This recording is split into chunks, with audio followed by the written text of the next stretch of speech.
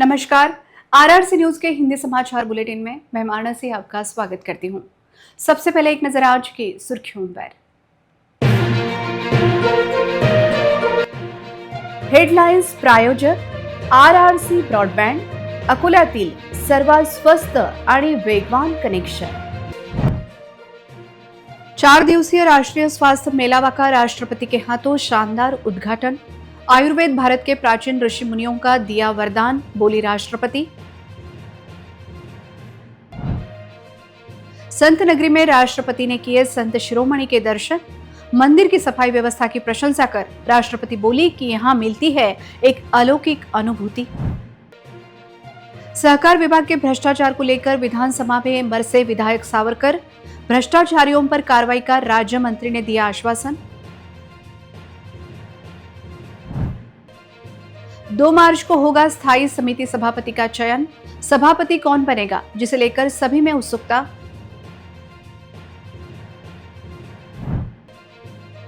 Ration दुकानों में गरीबों के अनाज की कालाबाजारी पर लगेगी रोक।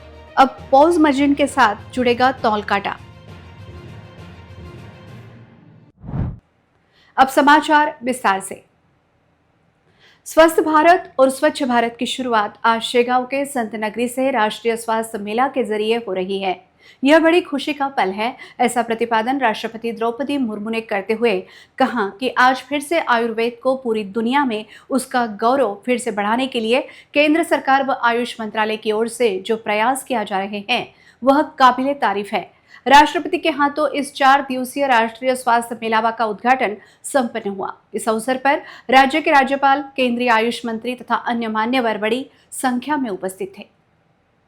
संत नगरी शेगांव में आयुष मंत्रालय की तरफ से आयोजित राष्ट्रीय स्वास्थ्य मेलावा का उद्घाटन राष्ट्रपति द्रौपदी मुर्मू के शुभ हाथों संपन्न हुआ। लोगों को संबोधित करते हुए राष्ट्रपति ने कहा कि आयुष मंत्रालय के जरिए केंद्र सरकार आयुर्वेद को एक बार फिर दुनिया में ऊंचा स्थान दिलाने के लिए जो कोशिशें कर रही हैं वे सच में तारीफ के काबिल हैं। आयुष के बारे में और ज्यादा जागरूकता पैदा करनी होगी। आज हमारे देश की जंगलों में जड़ी बूटियां बहुत ज्यादा मात्रा में पाई जाती हैं, लेकिन जंगलों को काटा और जलाया जा रहा है। इस वजह से ये दुर्लभ जड़ी बूटियां खत्म हो रही हैं। अगर आयुर्वेद को बचाना है तो इन जड़ी बूटियों की खेती को प्राथमिकता देनी होगी, तभी हम सभी हमारे ऋषि मुनियों का आयुर्वेद का संदेश दुनिया को दे पाएंगे। राष्ट्रपति ने बताया कि यूनानी और होम्योपैथी भले ही बाहर से आई हों, लेकिन उनका विकास सही मायने में भारत में ही हुआ है।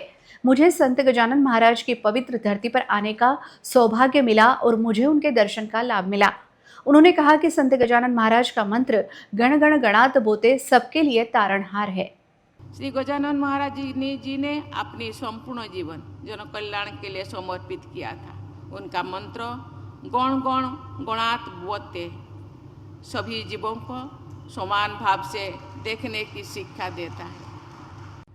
आधुनिक वैज्ञानिक हस्तक्षेप, नवाचारों और वैश्विक सहयोग के माध्यम से आयुष को और अधिक सरल, सुलभ एवं लोकप्रिय बनाकर हम इस समकालीन स्वास्थ्य प्रणाली को अभिन्न अंग बनाने में सफल हो सकते हैं। भाई और बहनों, आज मंत्री महोदय ने मैं आयुष को बहुत प्रोत्साहित करती हूँ। यह चीज हम लोगों के सामने रखे। मैं केवल प्रोत्साहित नहीं करती, मैं आयुर्वेद से जीती हूँ। मैं आयुर्वेद पद्धति से ही पैदा हुई हूँ, बड़ी हुई हूँ, आज भी उससे ही जीती हूँ। मैं जहाँ जन्म हुई, जहाँ बड़ी पली बड़ी, प्रकृति के गद में। हम प्रकृति के कहा जाता है, ये जो खाद्य वस्त्र वासगृह के साथ साथ ये जो भी शरीर का जरूरत है प्रकृति से ही मिलता था। आज वो समय नहीं है।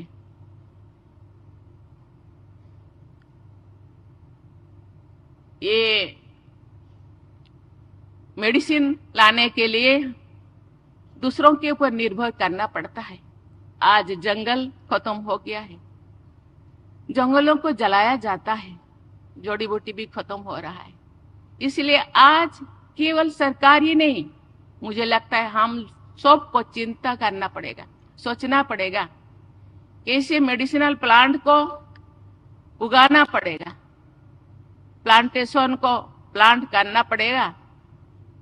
तो हम जो सुविधा, जो स्वास्थ्य हम चाहते हैं, जो शरीर हम चाहते हैं, वो स्वास्थ्य तो मिलेगा। ये जिन लोगों ने आज में 4-5-6 लोगों को हम सम्मानित किए हैं, उनको भी प्रॉब्लम हो रहा है ये सब औषधि इकट्ठा करने में। इसीलिए मेडिसिनल प्लांट का खेती का आवश्यक है। ये केवल सरकार के ऊपर निर्भर नहीं करना है, हम सबको भी इसी दिशा में सोचना है। तो ये केवल शरीर और मन को स्वस्थ करने में, हम अपने आप को स्वस्थ करने में ये बहुत बड़ा योगदान होगा। मेरी शुभकामना है कि आप सब सर्वे संतु निरामया अर्थात सभी निरोग और स्वस्थ रहने की भावना के साथ आगे बढ़े और स्वस्थ भारत, सशक्त भारत के निर्माण में अपना योगदान दें। इस मौके पर राज्यपाल आचार्य देवव्रत, केंद्रीय आयुष मंत्री प्रताप जाधव, केंद्रीय राज्य मंत्री रक्षा खड़से, महाराष्ट्र के राहत और पुनर्वास मंत्री मकरंद पाटिल, श्रम मंत्री आकाश फुंडकर, विधायक संजय कुटे, पद्मश्री वैद्य देवेंद्र त्रिगुणा, पद्मश्री राकेश पोटेजाजी और अन्य गणमान्य लोग मंच पर मौजूद थे। राष्ट्रपति के दीप जलाने के बाद कार्यक्रम शुरू हुआ। कार्यक्रम की शुरुआत महान आयुर्वेदिक चिकित्सक राकेश पोटेजाजी ने की। केंद्रीय मंत्री प्रतापराव जाधव ने संत गजानन महाराज की सुंदर प्रतिमा देकर राष्ट्रपति और राज्यपाल महोदय का स्वागत किया। राष्ट्रपति के हाथों रिमोट कंट्रोल के जरिए राष्ट्रीय स्वास्थ्य मेलावा का उद्घाटन किया गया। आयुष मंत्रालय के कार्यों की दखल Guinness book of world record में ली गई है। इसका प्रमाण पत्र भी राष्ट्रपति को दिया गया। इसके बाद आयुर्वेद के प्रचार तथा प्रसार के लिए जीवन भर अथक प्रयास करने वाले पद्मश्री वैद्य देवेंद्रजी त्रिगुणा, डॉक्टर मनीषा कोठेकर, डॉक्टर आशुतोष गुप्ता, केरल के वैद्य प्रीतम वारियर, वैद्य रामदास आव्हाड को जीवन गौरव पुरस्कार देकर राष्ट्रपति के हाथों उन्हें सम्मानित किया गया।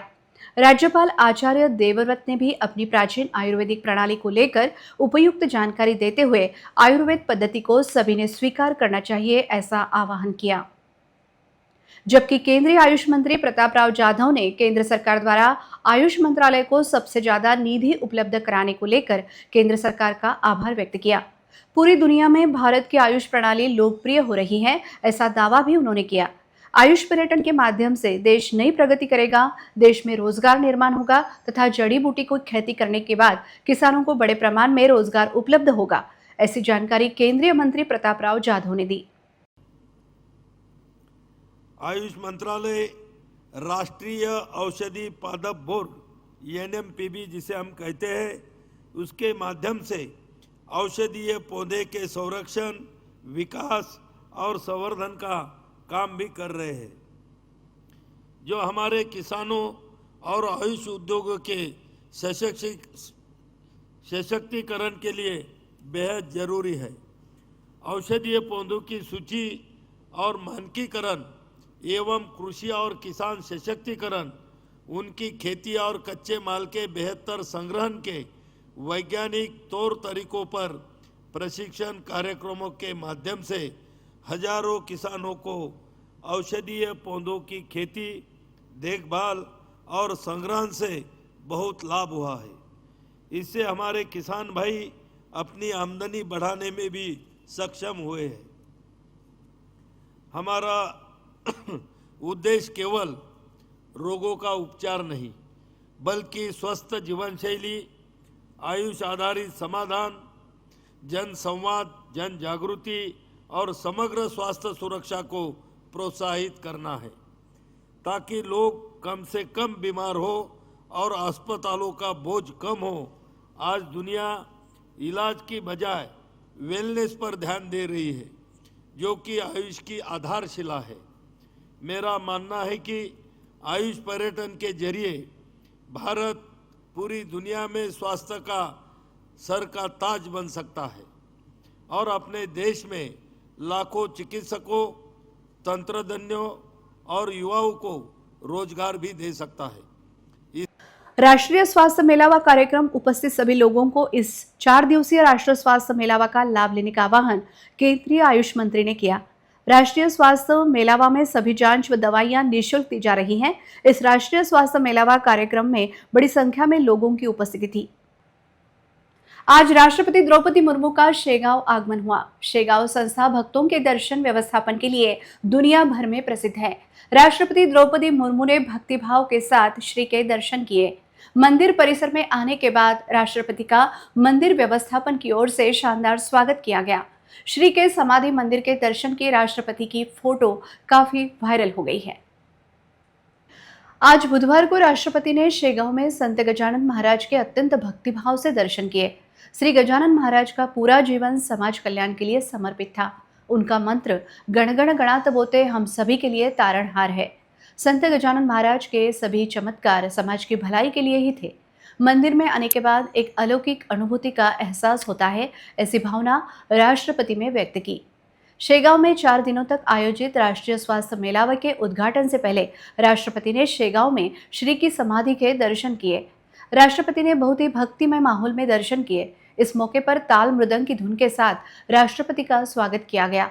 इस मौके पर राज्यपाल आचार्य देवव्रत, केंद्रीय मंत्री प्रताप राव जाधव और अन्य गणमान्य लोगों के साथ साथ संत गजानन महाराज संस्थान के पदाधिकारी भी मौजूद थे।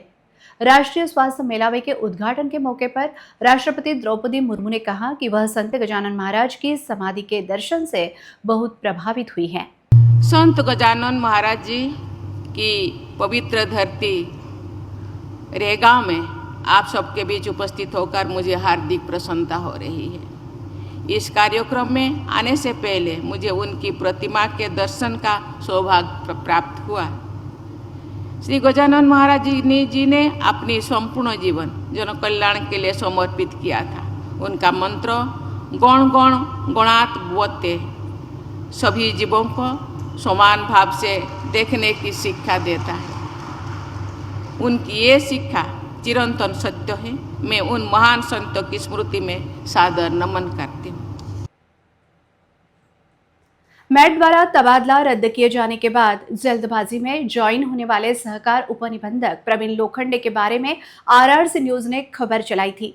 आज विधानसभा में विधायक रणधीर सावरकर ने प्रवीण लोखंडे के जरिए विभाग में फैली अव्यवस्था को उजागर किया।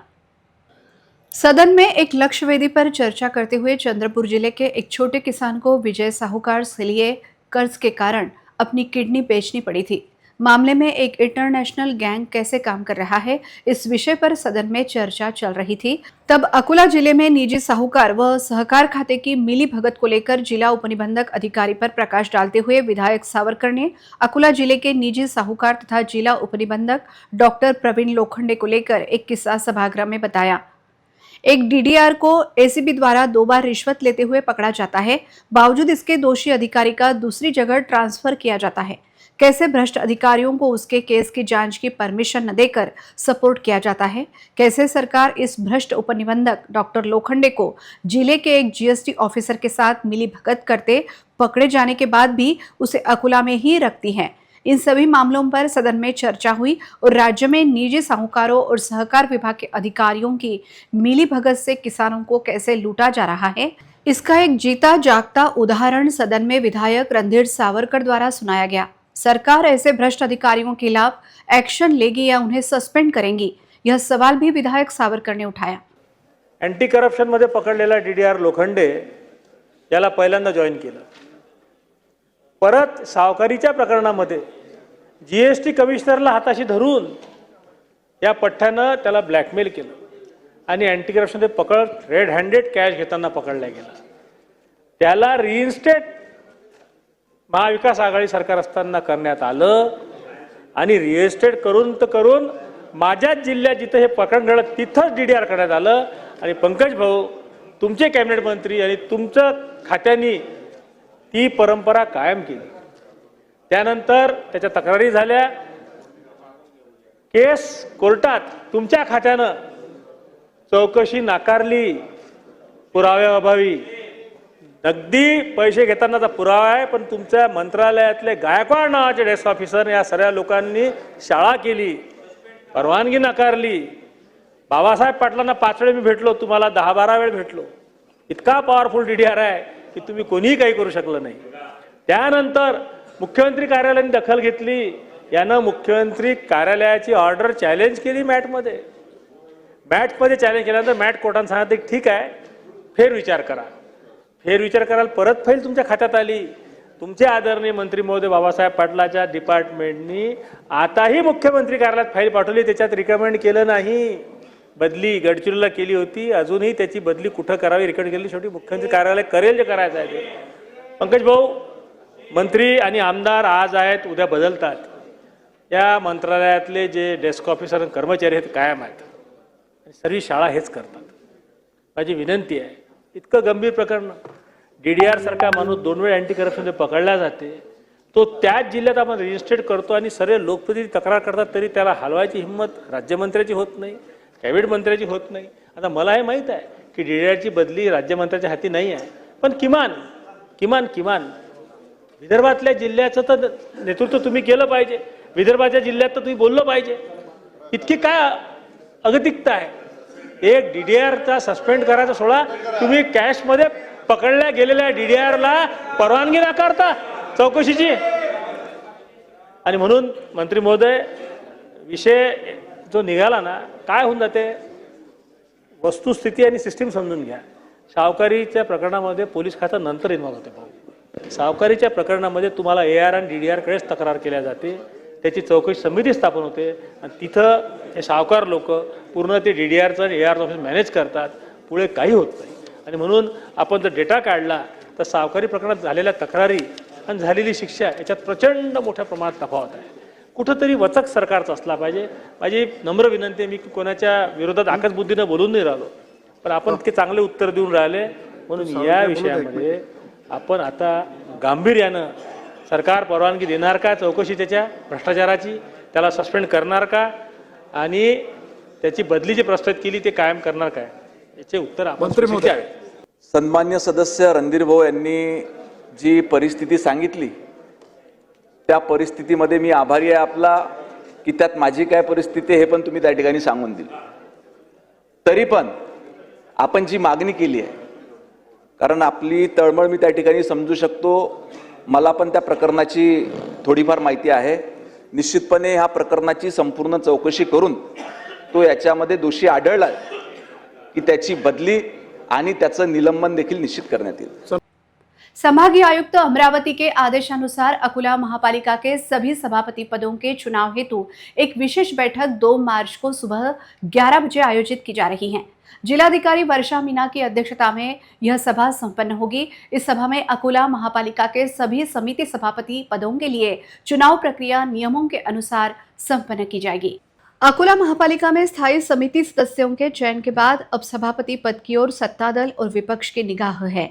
सभापति के चुनाव 2 मार्च को होना तय हो गया है. फिलहाल चुनाव को लेकर महापालिका की ओर से तैयारियां पूरी कर ली गई है. स्थायी समिति का सभापति कौन होगा? क्या फिर से पुराने चेहरे को मौका दिया जाएगा या कोई नया चेहरा उभर कर सामने आएगा, जिसे लेकर महापालिका सर्कल में चर्चाएं चल रही हैं. महानगर पालिका के खजाने की चाबी अपने हाथ में लेने के लिए सभी इच्छुक फिलहाल विशेष सभा होने का इंतजार कर रहे हैं. प्राप्त जानकारी के अनुसार स्थायी समिति सदस्यों में शामिल शहर सुधार आघाड़ी के विजय अग्रवाल, हरीश आलिम चंदानी व विनोद मापारी में से किसी एक को स्थायी समिति सभापति का पद दिया जा सकता है या नागपुर महापालिका की तरह महिला उम्मीदवार को सभापति बनाया जा सकता है. ऐसी अटकलें भी लग रही हैं, जिसके चलते मंजूषा शेलके व योगिता पावसाले का नाम भी सामने आ रहा है, क्योंकि कई बार भारतीय जनता पार्टी अनपेक्षित निर्णय लेने के लिए माहिर है. भारतीय जनता पार्टी की राजनीतिक पार्श्वभूमि को ध्यान में रखते हुए सभापति पद के लिए अंतिम निर्णय को लेकर सभी को उत्सुकता लगी है. राशन दुकानों में अनाज की कालाबाजारी रोकने के लिए आपूर्ति व्यवस्था को और अधिक पारदर्शी बनाने के लिए महत्वपूर्ण कदम उठाया है. अब जल्द ही जिले के सभी राशन दुकानों में ई-पॉज मशीनों से ऑनलाइन तौल कांटे जोड़े जाएंगे और इस सिस्टम से सीधे राशन कार्ड धारकों को अनाज बांटा जाएगा. इस फैसले से अनाज की कालाबाजारी पर बड़ी रोक लगने की उम्मीद है. राज्य सरकार ने अनाज आपूर्ति व्यवस्था की ओर अधिक पारदर्शी बनाने के लिए यह नया कदम उठाने का फैसला किया है. अकोला जिले समेत पूरे राज्य की सभी सस्ते अनाज की दुकानों में ई-पॉज मशीनें और तौल कांटे ऑनलाइन जोड़े जाएंगे. पहले ई-पॉज मशीनों पर रिकॉर्ड और तौल कांटे पर दिए गए अनाज के असली वजन में अंतर होता था. कुछ जगहों पर अनाज की कालाबाजारी होने की शिकायतें भी सामने आई थी. हालांकि अब नए सिस्टम से मशीन में रिकॉर्ड और असल में बांटे गए अनाज के वजन में एक जैसापन होगा, जिससे गड़बड़ियों पर रोक लगेगी। अकोला जिले में कुल 1061 राशन की दुकानें हैं, जबकि 3.5 लाख से ज्यादा राशन कार्ड धारक लाभार्थी हैं। इन सभी को जल्द ही ऑनलाइन तौल कांटों से अनाज बांटा जाएगा। इसके साथ ही सार्वजनिक आपूर्ति प्रणाली में एक और बड़ा बदलाव किया जाएगा। ई राशन कार्ड की जगह स्मार्ट कार्ड जारी करने की योजना सरकार की मंजूरी से जल्द ही लागू की जाएगी। सूत्रों ने बताया कि अगले कुछ महीनों में सभी लाभार्थियों को स्मार्ट कार्ड उपलब्ध करा दिए जाएंगे। जिला आपूर्ति अधिकारी ने सिटी न्यूज से बात करते हुए ई पॉज मशीन में हुए इन सुधारों के बारे में जानकारी दी। आता शासनाने रास्तभाव दुकानांमधून वितरित करण्यात येणाऱ्या धान्याच्या वाटपामध्ये सुधारणा केलेली आहे। आता रास्तभाव दुकानांमधून असणाऱ्या ई पॉज मशीनला डिजिटल वजन काटे जोडण्यात येणार आहेत। यामुळे ग्राहकांची सोय होणार आहे, लाभार्थ्यांना त्यांचे हक्काचे धान्य मिळणार आहे आणि या संदर्भाने ज्या काही आगामी शादी ब्याह के सीजन को देखते हुए जब प्रसिद्ध कार्डिन कंपनी की ओर से शहर में डायरेक्ट फैक्ट्री से लाया गया, शहर में पहली बार सबसे सस्ते 5 दिनों में कार्डिन कंपनी द्वारा जो ऑफर दी जा रही है, इसका लाभ लेने का आह्वान सभी फैशन प्रेमियों से किया जा रहा है। सभी फैशन प्रेमी नागरिक, विशेषतः युवकों के लिए एक खास खबर यह है कि जगह प्रसिद्ध कार्डिन कंपनी की ओर से आगामी शादी ब्याह के सीजन को देखते हुए शहर के अमृतवाड़ी में एक शानदार डायरेक्ट फैक्ट्री सेल शुरू किया गया है।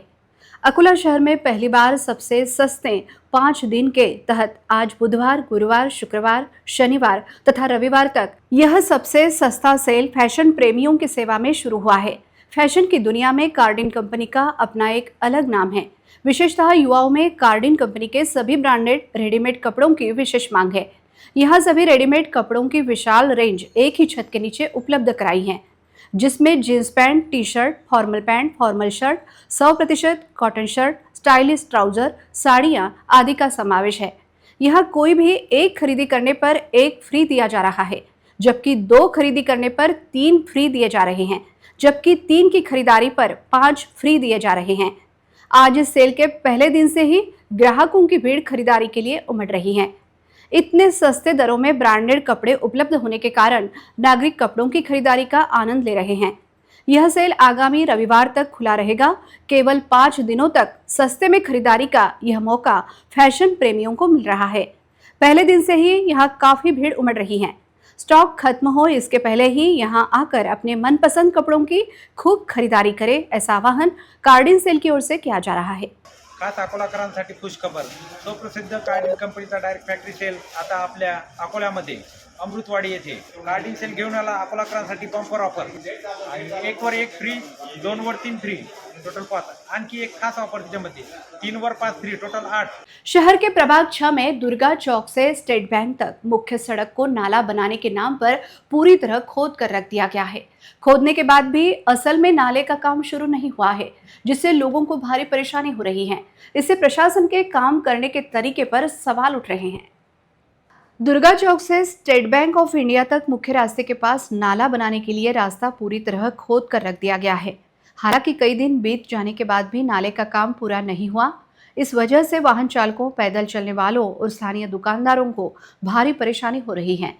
धूल के गुब्बार उड़ रहे हैं कि यह परेशानी खड़ी करने का प्रशासन का नया तरीका है।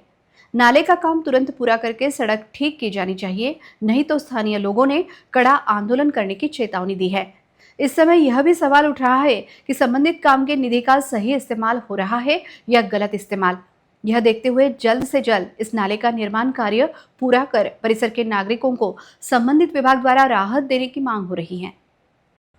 वाशिम जिले के कारंजा की एक 22 महीने की बच्ची ने अपनी अलौकिक बुद्धि का इस्तेमाल करके सिर्फ 4.5 मिनट में 48 देशों के झंडे पहचान कर रिकॉर्ड बनाया है, जिसके चलते बच्ची का नाम India book of world record में दर्ज हुआ है। इस प्रतिभाशाली बच्ची का नाम सुश्री ईरा कृष्णा भिवरकर है और उसका नाम India book of world records में दर्ज किया गया है।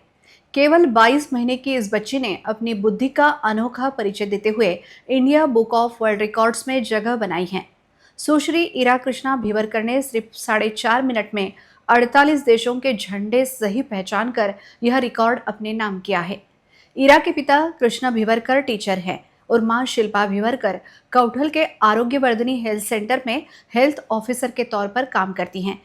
इतनी कम उम्र में मिली इस सफलता से कारंजा में खुशी का माहौल है और सभी और इरा की तारीफ हो रही है। इस छोटी प्रतिभाशाली इरा की यह सफलता जिले के लिए गर्व की बात बन गई है। Japan, Maldives, Iraq, Malaysia, Kuwait. अवतार मेहर बाबा आध्यात्मिक केंद्र दरियापुर की ओर से अवतार मेहर बाबा का 132वां जन्मोत्सव बड़े धूमधाम से मनाया गया। सुबह अवतार मेहर बाबा की शोभा यात्रा निकाली गई। अवतार मेहर बाबा का जन्मोत्सव आज दरियापुर समेत अमरावती, परतवाड़ा, कांडली, धामनगांव, रेलवे और पूरे जिले में मनाया गया। दरियापुर केंद्र में हुए कार्यक्रम में सुबह जन्मोत्सव और दीपोत्सव हुआ। उसके बाद सुबह 5 बजे मेहर नाम जप, मेहर धुन और मेहर बाबा के नाम का जयघोष कर बाबा प्रेमियों ने जन्मोत्सव मनाया। इस मौके पर ठाणे जिले की श्रीमती मेहर कृपा पालवे ने अवतार मेहर बाबा के जीवन पर रोशनी डाली। उसके बाद प्रार्थना, आरती, दर्शन और प्रसाद का प्रोग्राम हुआ। सुबह दरियापुर शहर में एक बड़ी शोभा यात्रा निकाली गई। इस मौके पर उपजिला अस्पताल में मरीजों को दूध, बिस्किट और फल भी बांटे गए। दिव्यांगों और गरीब लोगों को कपड़े और खाना बांटा गया। दोपहर 12 बजे अवतार मेहर बाबा सेंटर में महाप्रसाद का आयोजन किया गया। इस प्रोग्राम में हजारों बाबा प्रेमी शामिल हुए। 19 फरवरी से 25 फरवरी के बीच कई तरह के कार्यक्रम संपन्न हुए। सांस्कृतिक कार्यक्रम भी बड़े जोश के साथ हुए। अमरावती जिले के जामगांव खड़का के पूर्व सरपंच मनोज पेलागड़े द्वारा मौजूदा सरपंच लीलाताई संजय कुमरे को गंदी और अपमानजनक भाषा में गाली देने और चेक फाड़ने की गंभीर घटना से पूरे तालुका में तीव्र रोष निर्माण हुआ है। इस घटना के विरोध में वरुण तालुका के सरपंच संगठन बिरसा क्रांति दल, साथ ही जामगांव, खड़का और आसपास के इलाकों के कई नागरिकों ने एक साथ आकर बेनोड़ा शहीद पुलिस स्टेशन पर एक बड़ा मोर्चा निकाला। मोर्चा के दौरान प्रदर्शनकारियों ने थानेदार विवेक देशमुख को एक विस्तृत बयान दिया। बयान में यह साफ तौर पर कहा गया कि यह सिर्फ एक निजी विवाद नहीं, बल्कि सरपंच पद और एक महिला प्रतिनिधि के सरेआम अपमान के कारण जनतांत्रिक मूल्य, महिला सम्मान तथा कानून की प्रतिष्ठा पर हमला है। प्रदर्शनकारियों ने साफ तौर पर मांग करते हुए कहा कि आरोपी के खिलाफ सख्त से सख्त कार्रवाई की जाए, ताकि भविष्य में कोई भी किसी भी जनप्रतिनिधि के खिलाफ ऐसी हरकत करने की हिम्मत न करे। मार्च में महिलाओं की खास मौजूदगी देखी गई। उन्होंने इस बात पर कड़ा रुख अपनाया कि महिला सशक्तिकरण सिर्फ एक नारा नहीं होना चाहिए, बल्कि इसे अमल में लाया जाना चाहिए। थानेदार विवेक देशमुख ने प्रदर्शनकारियों को भरोसा दिलाया कि मामले की पूरी जांच चल रही है और दोषी के खिलाफ कानून के मुताबिक सख्त कार्रवाई की जाएगी। उन्होंने साफ किया कि पुलिस कानून व्यवस्था बनाए रखते हुए पीड़ित को न्याय दिलाने के लिए पूरी तरह तैयार है। इस घटना ने एक बार फिर ग्रामीण राजनीति में बढ़ती असहिष्णुता और महिलाओं के खिलाफ घटिया बर्ताव के मुद्दे को सामने ला दिया है। अब सबका ध्यान प्रशासन की ठोस कार्रवाई पर है। कमल नारायण उइके के नेतृत्व में निकले इस मोर्चे में बड़ी संख्या में नागरिक शामिल थे।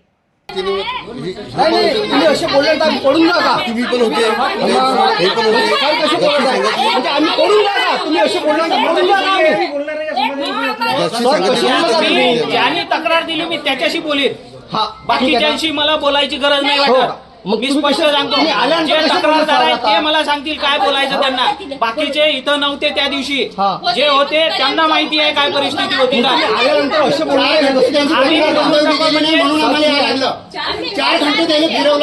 आम्ही नाही फिरवला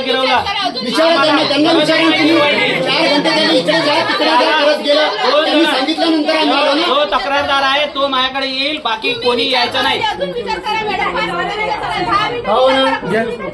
हुकुमशाहीच लावली, हुकुमशाही आहे। काही चांगलं बोलायला अंगावर येऊन राहिले पोलीस, कॉन्स्टेबल सारखे अंगावर येऊन राहिले। ते तुम्ही यांनी तर हे होते कसे बोलायला तुम्ही जसा म्हणला तसाच घेतला म्हणजे कायद्याने तुम्हाला दंड दिला। वाशिम जिले के शेलू बाजार से शेंदुरजना मोरे रोड की हालत बहुत खराब हो गई है। खराब रास्ते के कारण लोगों को आने जाने में काफी दिक्कतों का सामना करना पड़ रहा है। संबंधित विभाग तथा स्थानीय जनप्रतिनिधियों के पास बार बार मांग करने के बाद भी इसे नजरअंदाज किया जा रहा है।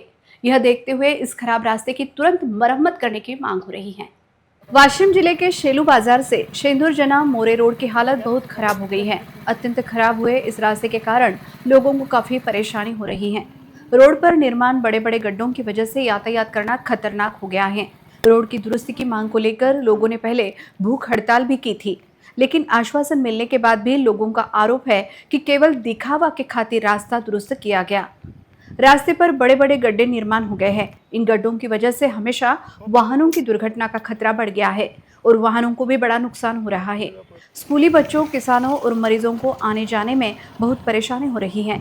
इसलिए लोगों ने रोड की तुरंत दुरुस्ती करने की मांग हो रही है। यह देखते हुए इस रोड की दुरुस्ती पर काम होगा या नहीं, यह देखना होगा। अंत में एक नजर आज की सुर्खियों पर।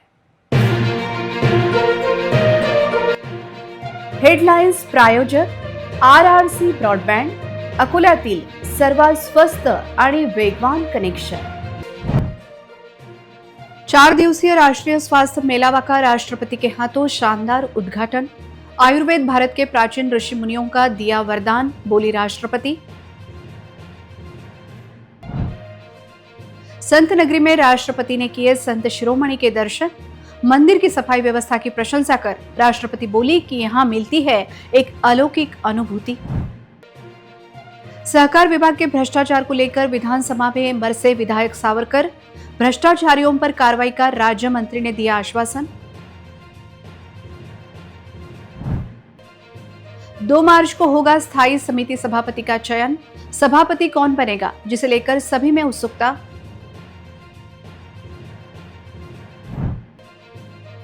राशन दुकानों में गरीबों के अनाज की कालाबाजारी पर लगेगी रोक। अब पॉज मशीन के साथ जुड़ेगा तौल काटा। समाचार के लिए देखते रहिए RRC न्यूज। जिन दर्शकों ने अभी तक RRC का YouTube चैनल सब्सक्राइब नहीं किया, उन्होंने वह सब्सक्राइब करना चाहिए। फिर मिलते हैं शहर की ताजा जानकारी और महत्वपूर्ण घटनाओं के साथ। नमस्कार।